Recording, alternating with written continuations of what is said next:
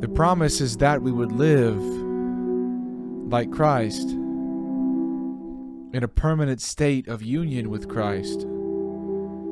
As it is written, Christ in us, the hope of glory.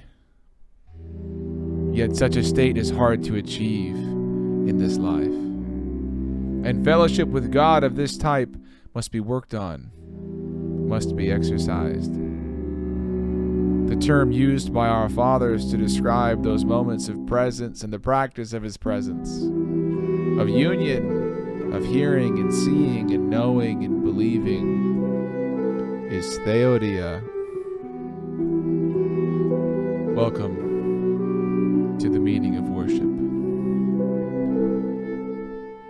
Theoria means something like divine fellowshipping, Christian contemplation, or more simply, contemplation. The rendering can vary, but for the Christian mind, all three mean essentially the same thing.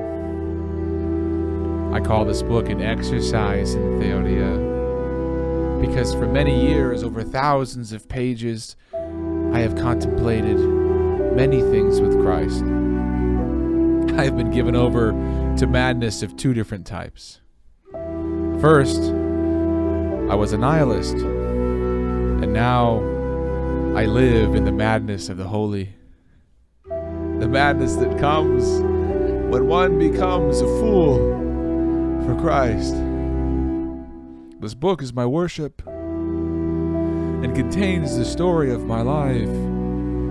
And I record those moments where He came to me, when He gave me life. There are only a few places in this work where I attempted to capture His actual words to me. But even these attempts are just that. They are attempts at rendering the breath of that voice which comes running. That voice which struck me like lightning, drew me like gravity. He moved about me. He spoke all at once, but He was focused in me. In the end, His voice and His real presence was my salvation and is my sustenance, both body and soul, now and forevermore. How did this happen? The saying is trustworthy and true.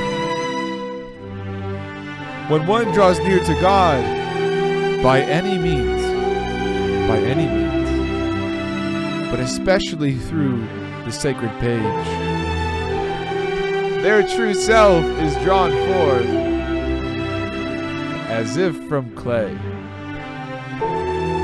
Theoria, Christian contemplation, can be seen as an exercise in drawing near. This is the meaning of worship.